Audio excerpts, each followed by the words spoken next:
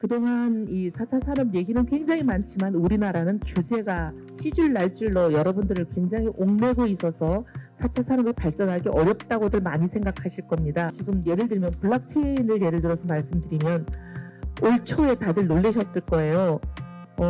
가상화폐는 범죄다라는 정도의 그런 인식을 가지고 있는 장관의 발언이 있었습니다. 그리고 이것은 여러 가지 규제를 하겠다.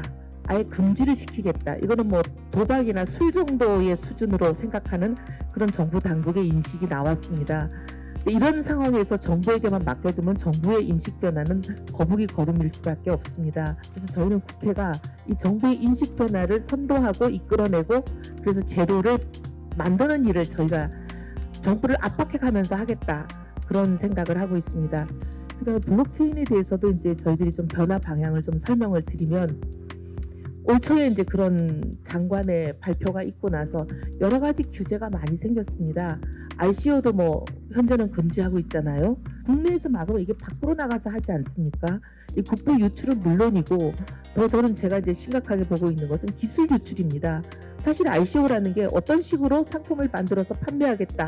이것을 일반인들에게 공개하고 우리에게 투자를 해주세요라고 설득하는 과정이기 때문에 그 과정에서 우리가 가지고 있는 블록체인 기술이나 여러 가지 어떻게 보면 국부에 해당할 수 있는 것들이 외국에서 공개되고 외국에 유출이 되는 상당히 심각한 문제를 많이 일으킨다. 이제 저희들은 그렇게 생각을 합니다. 그래서 계속 끊임없이 정부의 이 문제에 대해서 전면적으로 풀어달라는 게 아니라 기본적인 안전판은 만들고 할 수 있는 부분을 최대한 열어라. 왜냐하면 블록체인 기술이라는 거는 산업에서 많이 활용하고 이거는 발전시켜야 된다고 정부도 생각은 해요. 근데 생각을 하면서 블록체인 기술은 활성화하고 그 대신 가상화폐는 이거는 뭐 도박이나 술이나 마약 비슷한 것으로 규제를 하겠다. 소위 말하는 블록체인 기술의 그 발전의 구동체가 될 수 있는 것이 가상화폐인데 가상화폐는 금지시키고 블록체인은 활성화하겠다.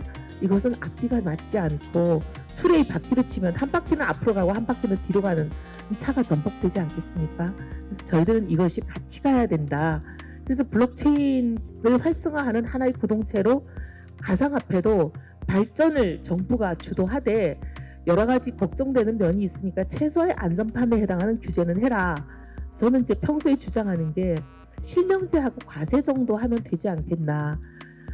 정부가 걱정하는 거는 이 가상화폐 시장에서 뭔가 음성적인 자금이 오고 가고 불법적인 자금들이 여기서 세탁되고 하는 것을 걱정을 하시는데 그렇다면 실명제 하면 되고 그 다음에 여기서 엄청난 천문학적인 그런 불로소득을 얻는 사람들에서 많이 걱정을 합니다. 그래서 제 생각에는 그러면 그런 사람들이 불로소득을 일확천금을 그냥 가져가지 못하게 부동산 시장에 대해서도 양도차익에 대해서 과세하고 그 다음에 주식시장에 있어서도 양도차익에 대해서 과세하는 것처럼 가상화폐 시장도 이렇게 큰 차익에 대해서는 과세의 틀을 정확하게 만들어주면 정부가 걱정하는 문제들이 최소한은 해결이 되는 거니까 그 정도의 최소한 안전판을 만들고 어쨌든 이것을 풀어주는 걸로 가자.